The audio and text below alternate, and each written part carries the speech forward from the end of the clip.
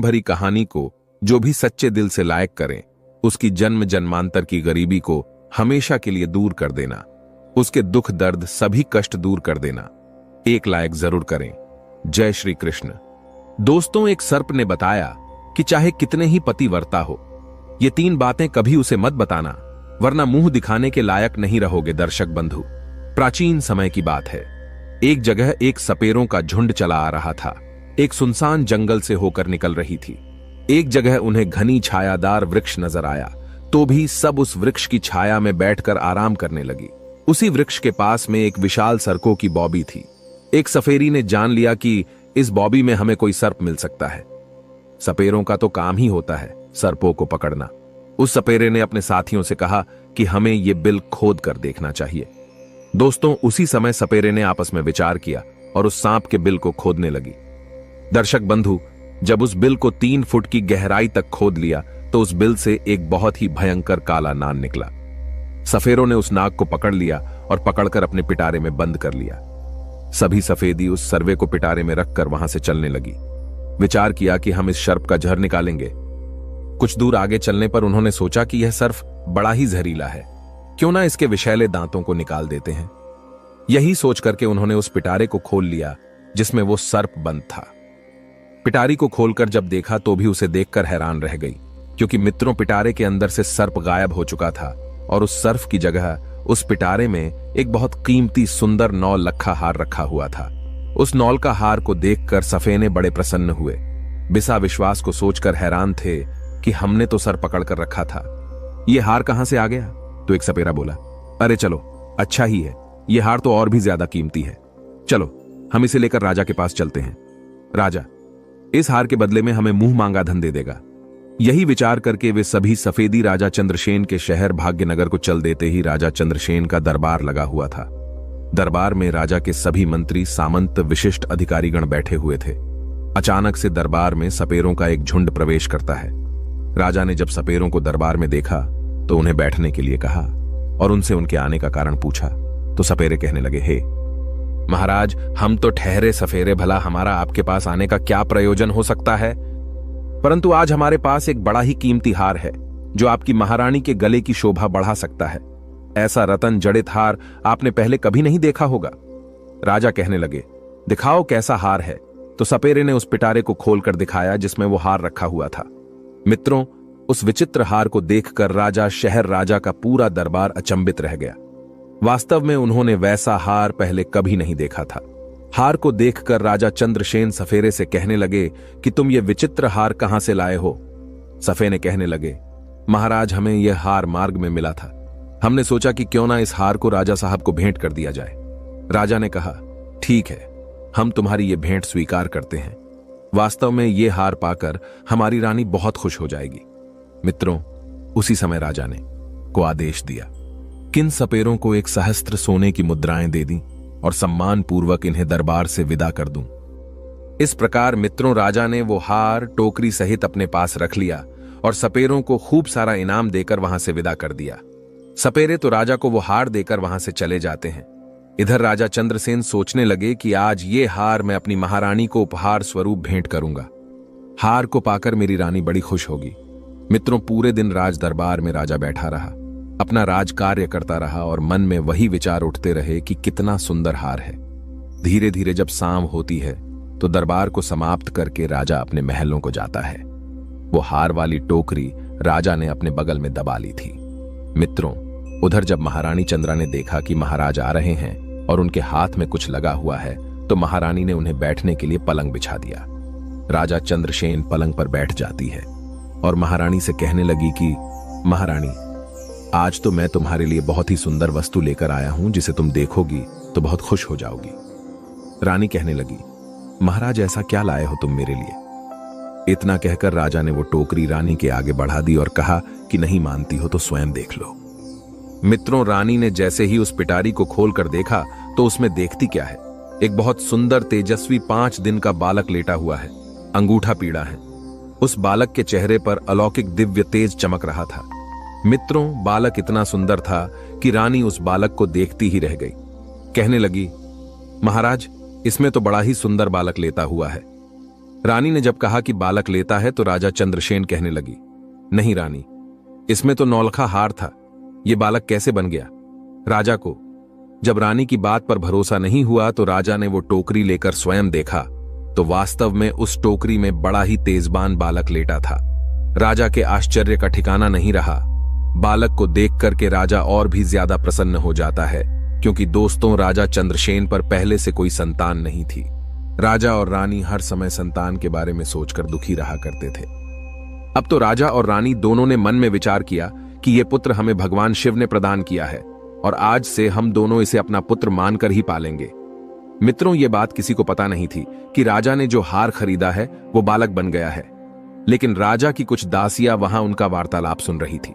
रानी ने पूछा कि ये बालक तुम्हें किसने दिया है? तो राजा ने बताया कि आज दरबार में सफेरों का एक झुंड आया था, उन्होंने ही हमें एक पिटारी में रखकर 9 लखा हार भेंट किया था। ईश्वर की कृपा से दरबार से महलों को आते आते ये हार से सुंदर पुत्र बन गया। अब हम इस बालक का पालन पोषण बड़े ही राजशाही तरीके से करेंगे। आज से ये बालक हमारा पुत्र है और आगे चलकर यही हमारी गद्दी का मालिक होगा। मित्रों, उसी दिन से राजा और रानी उस बालक को अपने पुत्र की तरह पालने लगते हैं। एक दिन राजा ने अपने दरबार में यह घोषणा कर दी कि हमारी रानी के गर्भ से एक सुंदर पुत्र ने जन्म लिया है। यह सुनकर राजा चंद्रसेन की प्रजा ने बड़ी खुशी बनाई। संपूर्ण नगर में उत्सव मनाया गया। चारों ओर खुशियां ही खुशियां थीं, क्योंकि महाराज के हाथों अब तक कोई संतान ही नहीं हुई थी। मित्रों, राजा और रानी बड़े प्रसन्न थे और प्रसन्नता पूर्वक वह उस बालक को पाल रहे थे। धीरे धीरे वो लड़का बड़ा हो रहा था और जैसे जैसे समय गुजरता गया तो वो लड़का जवान होता चला गया। जब उस लड़के की आयु 18 साल की हो गई तो महाराज चंद्रसेन के मन में विचार आया कि अब मेरे पुत्र का विवाह कर दिया जाए। मित्रों, राजा साहब उस घटना को भूल चुके थी कि लड़का उन्हें किस तरह से प्राप्त हुआ है। एक दिन राजा ने अपनी महारानी से कहा कि अब हमारा पुत्र विवाह के योग्य हो गया है और अब इसका किसी सुंदर कन्या से विवाह करना चाहिए। राजा का यह प्रस्ताव रानी को भी बहुत पसंद आया। रानी बोली, महाराज, शुभ काम में देरी कैसी, जितनी जल्दी हो सके आप मेरे पुत्र का विवाह कर दीजिए। मित्रों, राजा चंद्रसेन के राज्य से लगा हुआ एक दूसरा राज्य था सोवितपुर। वहां के एक राजा थे, कमल ध्वज उनकी बड़ी सुंदर कन्या थी। नाम था वैजयंती। राजा कमल ध्वज की कन्या वे 14 विद्याओं में संपूर्ण थी। राजा ने अपने आचार्य से उस लड़की को समस्त विद्याओं का ज्ञान कराया था। धीरे धीरे राजकुमारी बेजल थी। जब विवाह योग हो गई तो महाराज कमल ध्वज विचार करने लगे कि अब मुझे अपनी पुत्री का विवाह करना चाहिए। पुत्री के विवाह की बात मन में आते ही राजा ने अपने दरबार में नाई और पुरोहित को बुला लिया और टीका की सामग्री देकर नाई पंडित को वर खोजने के लिए भेज दिया। दोस्तों, आपको बता दें कि पहले नाई और ब्राह्मण ही वर खोजने जाया करते थे। राजा ने उनसे कहा कि जाओ और हमारी पुत्री के योग्य किसी राजकुमार को टीका करके आना। मित्रों, नाई और ब्राह्मण राजकुमारी के टीका की सामग्री लेकर दूसरे राज्यों के लिए निकल पड़ते हैं और कई राज्यों में घूमने लगे। लेकिन उन्हें उस पुत्री के समान तेजस्वी सुंदर राजकुमार नहीं मिला। अब तो नाई और ब्राह्मण भ्रमण करते परेशान हो गए। अंत में भी चलते चलते राजा चंद्रसेन की नगरी सोबतपुर में पहुंच जाते हैं। राजा चंद्रसेन का दरबार लगा हुआ था। अचानक नाई और पंडित का दरबार में आगमन होता है। राजा चंद्र उन्हें देखते ही समझ जाते हैं कि ये कोई नाई और ब्राह्मण है जो किसी राजा की कन्या का रिश्ता लेकर यहां आए हैं। फिर भी राजा ने उनसे पूछा कि आप लोग कौन हैं और कहां से आए हैं। नाई पंडित बोले, महाराज, हम राजा कमल ध्वज के नाई और पुरोहित हैं और उनकी कन्या वैजयंती का टीका लेकर आए हैं। हमारे महाराज की कन्या राजकुमारी थी, बड़ी ही रूपवान है और 14 विद्याओं में पारंगत है। हमने सुना है कि आपके राजकुमार भी अब विवाह योग है। तब राजा चंद्रसेन कहते हैं, पुरोहित जी, आपने ठीक सुना है कि हमारा एक पुत्र है और हमारे राजकुमार बहुत ही सुंदर और योग्य है, रूप गुण बल में बढ़ चढ़कर है। मित्रों, राजा चंद्रसेन को यह झांत नहीं था कि उनका जो पुत्र है वो एक नाग है। राजा ने अपने पुत्र को जब नाई और पुरोहित को दिखाया तो नाई पुरोहित राजकुमार को देखते ही प्रसन्न हो गई। उनको राजकुमार पसंद आ गया और वे राजकुमारी वैजयंती का विवाह तय करके वहां से लौट जाते हैं। मित्रों, धीरे धीरे समय गुजरता चला गया। जब विवाह का उचित समय आया तो राजा चंद्रसेन अपने पुत्र को सजाकर दूल्हा बनाकर राजा कमल ध्वज के यहां को बारात लेकर चलते हैं और मंजिलदार मंजिल यात्रा करके राजा कमल ध्वज की नगरी में पहुंच जाते हैं। वहां पहुंचते ही राजा कमल ध्वज उनका खूब अच्छे से सम्मान करते हैं, स्वागत करते हैं और अपनी पुत्री का विवाह राजकुमार नागराज के साथ कर देते हैं। मित्रों, इस प्रकार अपने पुत्र का विवाह करके राजा चंद्रसेन वापस अपनी राजधानी को लौट आते हैं। अब देखिए, धीरे धीरे और समय बीता, राजा चंद्रसेन बुरे होते चले जा रहे थे और महारानी चंद्रा भी बड़ी वृद्ध हो चली थी। एक दिन रानी ने राजा से कहा, महाराज, अब हमारे पुत्र के लिए राज्य भर सौंप दिया जाए। हम कब तक राज्य करेंगे? बुढ़ापा आ चुका है। पुत्र को भी राज चलाने का अनुभव प्राप्त होगा। मित्रों, उसी दिन महाराज चंद्रसेन ने अपने पुत्र को युवराज घोषित कर दिया। अब तो राजा चंद्रसेनी निश्चिंत होकर के रहने लगे। राजकुमार नागराज बड़े अच्छे ढंग से राज्य का संचालन करने लगा। बस इसी तरह कुछ समय बीत जाता है। वन दिन की बात है। राजकुमारी व्यंजनती अपनी दासियों से बातचीत कर रही थी। राजकुमारी की दासी राजकुमारी से कह रही थी, क्योंकि आपने देखा होगा कि महिलाओं के पेट में अक्सर बात नहीं रुकती है। दासिया इस बेहद को जानती थी कि राजकुमार जो है वो राजा साहब को दरबार में कोई सफेने देकर गए थे। तो वही बात बताती हुई दासी कहती हैं कि महारानी, मैं आपसे एक बात कहूं, तुम्हारा ये पति राजकुमार जो है, इनको तुम पूछना कि तुम्हारे माता पिता कौन है। मित्रों, दासी की ये बात सुनकर बैजयंती को कुछ संकासी होती है। बैजयंती कहने लगे कि ये तुम क्या कह रही हो? क्या हमारे पति देव राजकुमार नागराज चंद्रसेन और महारानी चंद्रा के पुत्र नहीं हैं? तब दासी कहती है, नहीं राजकुमारी, तुम बड़ी भूल कर रही हो, ये उनका पुत्र नहीं है। पर मैं इतना तो नहीं जानती हूं कि राजकुमार के वास्तविक माता पिता कौन है, पर इतना जानती हूं कि राजकुमार महाराज चंद्रसेन के पुत्र नहीं है। आप स्वयं अपने पति से पूछ लेना। दर्शक बंधु, राजकुमारी बैजयंती के मन में भी अपने पति को लेकर शंका उत्पन्न हो गई। मन में सोचने लगी कि आज शाम को जब राजकुमार महल में आएंगे तो मैं उनसे यह बात पूछेंगी। अब देखिए बंधु, राजकुमार जब शाम को महल में आते हैं तो राजकुमार की पत्नी बैजयंती राजकुमार से पूछने लगती है कि हे प्राणनाथ, आज मैं तुमसे एक प्रश्न पूछना चाहती हूं। कहने लगे, पूछो, क्या पूछना चाहती हो? तब राजकुमारी पूछती है कि मुझे यह बताइए, तुम्हारे माता पिता कौन हैं और तुम किस वंश के हो? दर्शक बंधो, ये बात सुन करके जो नांग से राजकुमार बना था वो कहने लगा, रानी, क्या तुम्हारी मत ही मारी गई है? महाराज चंद्रशैली, वो महारानी चंद्रा ही मेरे माता पिता है। तब बैजयंती बोली कि नहीं महाराज, आप मुझसे कुछ छुपा रहे हैं, कृपया सच सच बताइए। तुम्हें भगवती मां गंगा की कसम है, तुम मुझे ये भेद जरूर बताओ। अब तो ये बात सुनकर के राजकुमार धर्म संकट में फंस जाता है। सोचने लगा कि आज किसी न किसी ने इसके मन में यह प्रश्न पैदा कर दिया है, इसको जरूर किसी ने बहकाया है और ये पूछे बिना मानेगी नहीं। मित्रों, राजकुमार ने अपनी पत्नी को बहुत समझाया कि देखो, मैं महाराज का ही पुत्र हूं, तुम क्यों व्यर्थ में मेरा दिमाग खराब कर रही हो। अब तो राजकुमारी हट कर गई कि नहीं, मुझे ये भेद जरूर बताओ, तुम किस वंश के हो, तुम्हारे माता पिता कौन है। अब तो राजकुमार सोचने लगा कि लगता है मुझे इसको बताना ही पड़ेगा, ये पूछे बिना मानेगी नहीं। मित्रों, नागराज अपनी पत्नी से बार बार कहता है कि मान जाओ, अभी भी समय है, तुम मुझसे ये बात मत पूछो, वरना बहुत पछताओगी। लेकिन राजकुमारी तो मानो जिद ही कर बैठी थी। कहने लगी, नहीं बताओगे तो मैं भोजन ग्रहण नहीं करूंगी, मैं समझेंगी कि तुम मुझसे झूठा प्रेम करते हो। मित्रों, ये बात सुनकर के राजा का पुत्र कहने लगा कि ठीक है, नहीं मानती हो तो ठीक है, मैं तुम्हें ये बात बताऊंगा, पर यहां नहीं, यहां से कुछ दूरी पर एक नदी बहती है और बाहर चल करके मैं तुम्हें सब कुछ बता दूंगा। मित्रों, अब तो रथ सजाया उसमें राजा की पत्नी बेजन थी और नागराज दोनों बैठ जाते हैं और वन विहार करने का बहाना करके दोनों महलों से निकल जाते हैं। चलते चलते नागराज अपनी पत्नी को लेकर उसी नदी के किनारे आ जाता है। नदी को देखकर राजकुमारी बैजंती कहने लगे, महाराज, आप मुझे इस नदी के पास लेकर क्यों आए हैं? क्या इस नदी में तुम्हारा कोई संबंध है?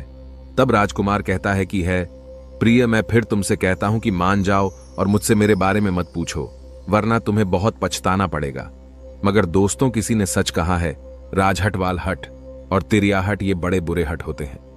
राजकुमार के समझाने पर भी राजकुमारी नहीं मानी। कहने लगी, नहीं महाराज, मुझे ये जरूर बताओ कि तुम किस वंश के हो।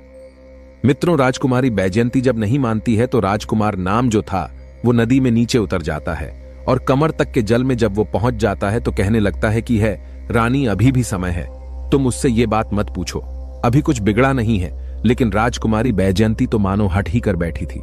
कहने लगी, चाहे कुछ भी हो जाए, लेकिन मैं ये बात पूछ कर ही मानूंगी। मित्रों, इस प्रकार राजकुमार नदी की ओर गहरे जल में उतर जाता है। जब छाती तक जल में पहुंच जाता है तो फिर रानी को समझाकर बोला, प्रिय मान जाओ, आपका पूछना मुझे आपसे दूर कर सकता है। राजकुमारी बोली, चाहे कुछ हो जाए, आप इस भेद को मेरे सामने जरूर रखोगे। मित्रों, जब राजकुमार और आगे बढ़ा और जब अपनी थोड़ी के बराबर जल में आया तो कहने लगा, रानी, अब भी तेरे पास समय है ये जानने की कोशिश मत करो कि मैं कौन हूं। परंतु रानी नहीं मानी। दोस्तों, फिर क्या होता है?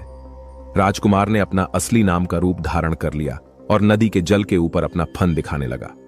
अपना फन दिखाने के बाद वो उस नदी के अंदर समा गया और फिर निकलकर बाहर नहीं आया।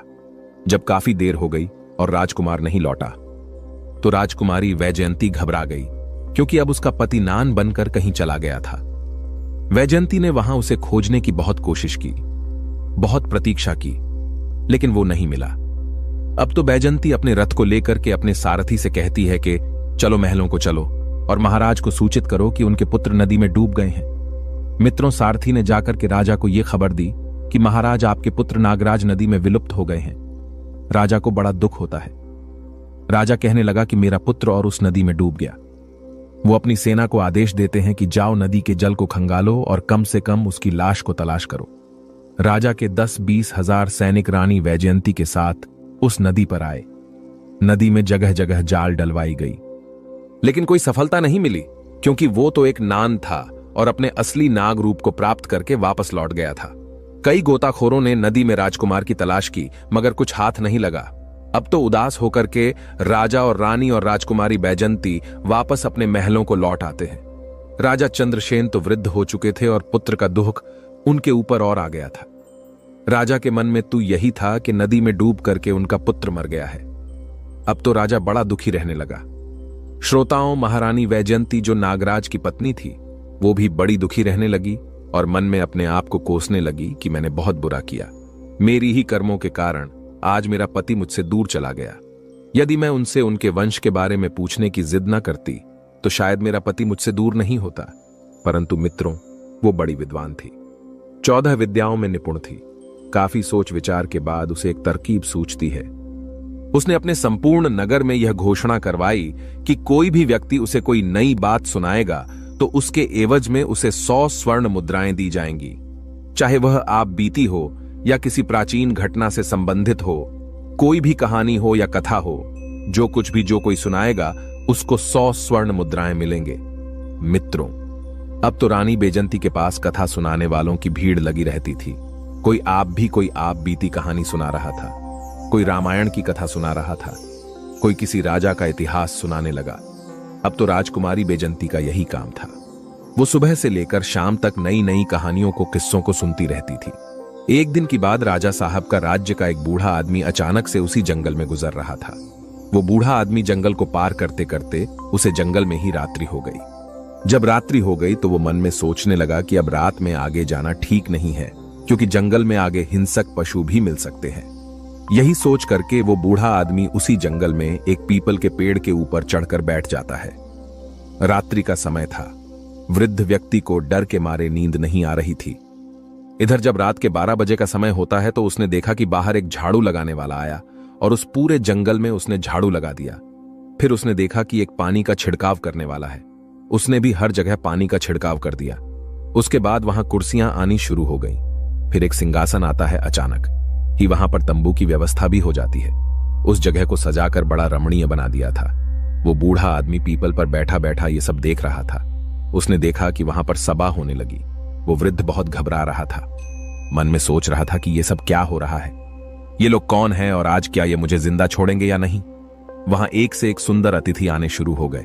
अतिथि बड़े ही विचित्र थे। दर्शक बंधु जो अतिथि वहां आए थे वो विचित्र इसलिए थी क्योंकि उनका आधा शरीर नाग का था और आधा शरीर मनुष्य का था। दिव्य शरीर वाले नाग देखने में बड़े भयंकर लग रही थी। उनका दरबार वहां सज रहा था और जब सभी लोग वहां आ गए तो वहां 2 सिंहासन थी और उन दोनों सिंहासनों पर कुछ देर बाद नागों के राजा और उनका पुत्र युवराज दोनों वहां आकर बैठ जाते हैं। संपूर्ण दरबार में उनका बड़ा स्वागत किया। उनके बीच कुछ मंत्रणा होने लगी। चर्चा होनी थी, वो चर्चाएं हो रही थीं और जो राजकुमार था उस नागराज का पुत्र था, चुपचाप नीचे गर्दन किए हुए बैठा था और वहां इस बात की चर्चा हो रही थी राजकुमार का विवाह किया जाए। विभाग के संबंध में चर्चाएं चल रही थीं। अब राजकुमार की जब विवाह का नाम आया तो उसने नीचे गर्दन कर ली और वो बड़ा उदास हो जाता है। 3-14 घंटे उनकी चर्चाएं चलती रहीं और वो बूढ़ा आदमी उन सभी बातों को वहां से ब्रज पर बैठा बैठा सुन रहा था। मन में सोचने लगा कि ना जाने यहां किस बात की चर्चा हो रही है और ये कौन लोग हैं। लगता है आज मैं बच नहीं पाऊंगा। डर के कारण वो उस वृक्ष पर दुबका हुआ चिपका हुआ लेता था। 4 घंटे जब पूरे हो गए तो दरबार वहां से भंग होता है। अतिथि इधर उधर चली गई, परंतु वो नागराज और उसका पुत्र वहां से चलकर उस पीपल के वृक्ष की तरफ गई।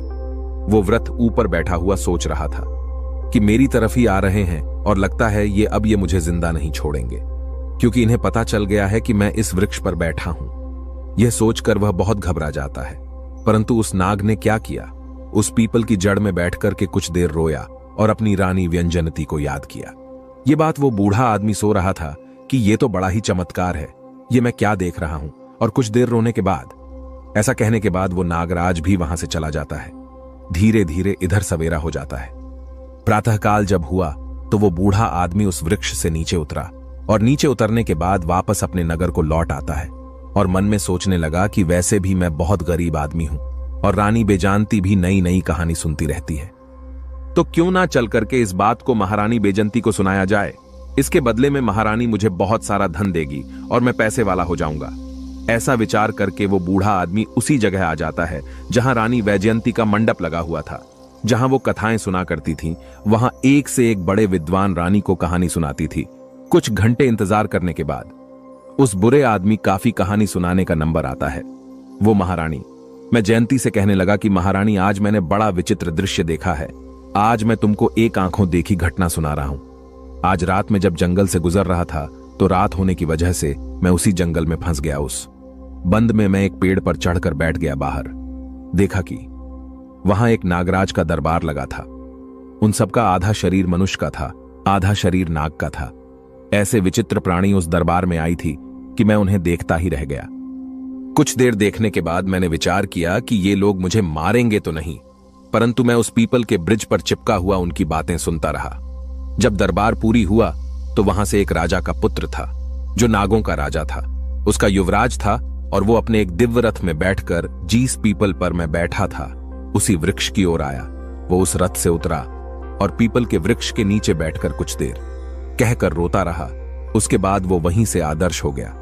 अब ये बात जब राजकुमारी बैजंती ने सुनी तो उसे बूढ़े आदमी से कहने लगे, हे बाबा, मैं तुम्हें इतना धन दूंगी कि तुम्हारी पीढ़ियां बैठी खा सकती है, परंतु तुम मुझे उस स्थान पर लेकर चलो जहां तुमने उस राजकुमार को रोते हुए देखा था।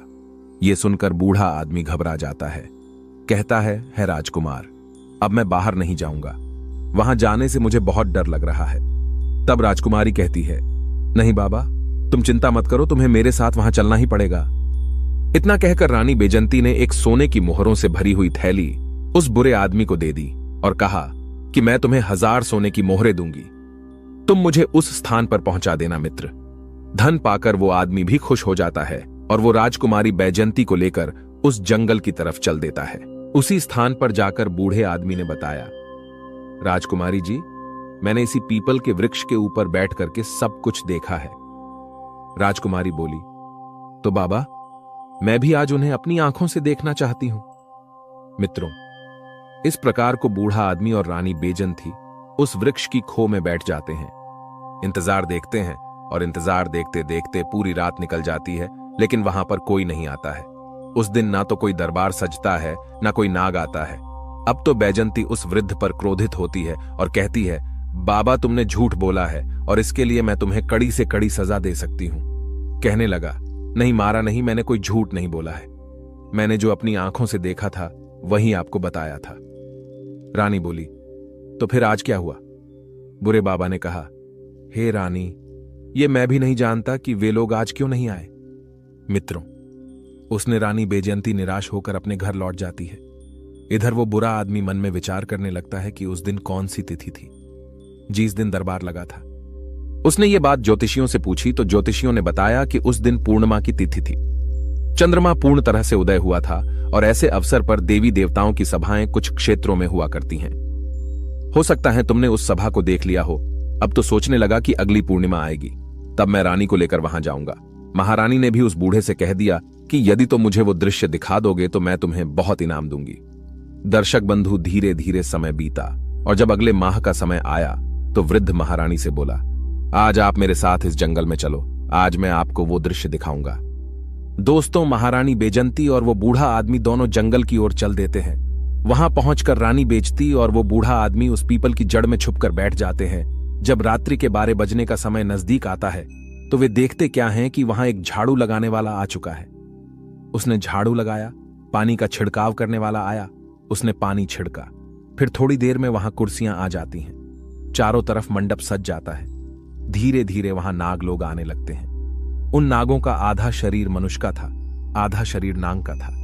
पूरे आदमी ने सारे से कहा, महारानी अब आप ध्यान से देख लो, यही सब मैंने उस दिन देखा था। मित्रों, रानी बैजयंती उस दृश्य को बड़े गौर से देख रही थी और कुछ समय बाद रानी का पति भी आ जाता है। जो उस नागराज का पुत्र था वो भी आ गया, पर उसका चेहरा आज भी उदास था। उसका आधा शरीर नाग का था और आधा शरीर मनुष्य का था। महारानी ने उसे देखा तो पहचान गई, कहने लगी कि यही मेरा पति है, परंतु अब इसको मैं कैसे ले सकती हूं। ये विचार करने लगी, ये मुझे कैसे प्राप्त हो सकता है। महारानी हिम्मत करके धीरे धीरे उस वृक्ष की कोटक से बाहर निकलने लगी। उधर वो बूढ़ा आदमी डर रहा था तो बुरे आदमी ने राजकुमारी से कहा कि राजकुमारी आप थोड़ी देर प्रतीक्षा कीजिए। मित्रों, 4 घंटे तक वो सभा चलती रही। जब सभा समाप्त हुई तो सभी नाग वहां से चले गए। राजकुमार भी उसी पीपल के पास आकर बैठकर रोने लगा। उसे देखकर रानी बेजंती डर गई, क्योंकि उसका आधा शरीर नाग का था, आधा मन उसका था। चेहरा तो उसका राजकुमार का ही था। अपने पति को रोता देखकर से रुका नहीं गया। राजकुमारी बैजंती निकलकर उसके पास आ जाती है और उसका हाथ पकड़ लेती है। अचानक से महारानी बैजंती को सामने खड़ा देखा तो नागराज एकदम से हड़बड़ा जाता है। कहने लगा, रानी तुम, हाँ मैं तुम्हें खोजने के लिए मैंने क्या क्या नहीं किया, परंतु अब मैं तुम्हें कहीं भी नहीं जाने दूंगी। यह सुनकर राजकुमार कहने लगा, प्रिय अब तो बहुत समय हो चुका है, अब तो मुझे प्राप्त नहीं कर सकती। यहां जो सभा होती है वो मेरे विभाग को लेकर ही होती है। मेरे पिता इन सभाओं में मेरे विभाग का प्रस्ताव रख चुके हैं और जब तीसरी सभा होगी तो सभा में मेरा विवाह तय हो जाएगा, और जब मेरा विवाह तय हो जाएगा तो बताओ मैं तुम्हारे साथ कैसे रह पाऊंगा। मुझे तो अपनी उसी पत्नी के साथ रहना पड़ेगा। तुमने तो मुझे त्याग दिया है। मैंने उस दिन तुमसे बार बार समझाया था कि मुझसे मत पूछो।